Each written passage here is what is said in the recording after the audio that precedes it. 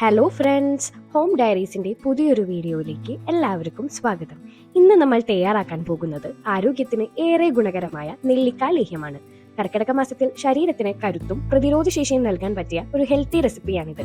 അപ്പോൾ സമയം കളയാതെ വീഡിയോയിലേക്ക് കടക്കാം. ഇതിനാവശ്യമായ സാധനങ്ങൾ: നെല്ലിക്ക 500 ഗ്രാം, ഡേറ്റ്സ് 100 ഗ്രാം കുരു കളഞ്ഞെടുത്തത്, കറുത്ത ഉണക്കമുന്തിരി 75 ഗ്രാം ചൂടുവെള്ളത്തിൽ കുതിർത്ത് വെച്ചത്, ശർക്കര 225 ഗ്രാം, നെയ്യ് 30 ഗ്രാം, തേൻ 1.5 ടേബിൾ സ്പൂൺ, കുരുമുളക് 1/2 ടേബിൾ സ്പൂൺ, ചുക്കുപൊടി 1 ടീസ്പൂൺ, ഏലയ്ക്ക 6 എണ്ണം, പെരുംജീരകം 1/2 ടേബിൾ സ്പൂൺ, ബേ ലീഫ് 1 എണ്ണം, കറുവപ്പട്ട 1 കഷ്ണം.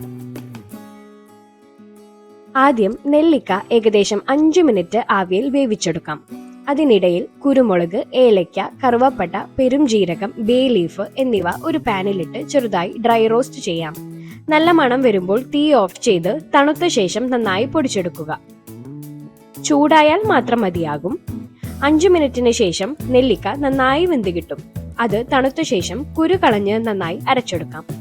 ഇനി ഒരു പാനിലേക്ക് ശർക്കരയും കുറച്ച് വെള്ളവും ചേർത്ത് ഉരുക്കുക.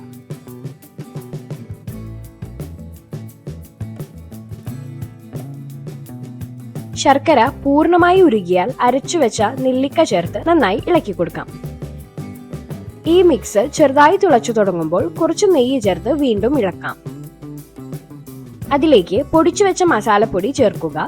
ശേഷം അരച്ചു വെച്ചിരിക്കുന്ന ഡേറ്റ്സും ഉണക്കമുന്തിരിയും ചേർത്ത് തുടർച്ചയായി ഇളക്കി കൊടുക്കാം. ബാക്കിയുള്ള നെയ്യും ചേർത്ത് ലേഹ്യം കട്ടിയാകുന്നത് വരെ ചെറിയ തീയിൽ വേവിച്ചെടുക്കുക. ഇപ്പോൾ നമ്മുടെ സ്വാദിഷ്ടവും ആരോഗ്യകരവുമായ നെല്ലിക്ക ലേഹ്യം തയ്യാറായിട്ടുണ്ട്. ഈ സമയത്ത് കാണുന്ന പരുവം തന്നെയാണ് ശരി. തണുത്ത് ഒരു 2 ദിവസം കഴിഞ്ഞാൽ ലേഹ്യം കുറച്ചുകൂടി കട്ടിയായി കിട്ടും. അവസാനമായി ചുക്കുപൊടി ചേർത്ത് നന്നായി ഇളക്കുക. പൂർണ്ണമായി ചൂടാറിയ ശേഷം തേൻ ചേർത്ത് വീണ്ടും യോജിപ്പിച്ച് വൃത്തിയുള്ള ഒരു ജാറിലേക്ക് മാറ്റി സൂക്ഷിക്കാം. നെല്ലിക്ക നേരിട്ട് കഴിക്കാൻ ഇഷ്ടമില്ലാത്തവർക്ക് ഇങ്ങനെ ലേഹ്യമായി തയ്യാറാക്കി കഴിച്ചാൽ വളരെ രുചികരമായിരിക്കും.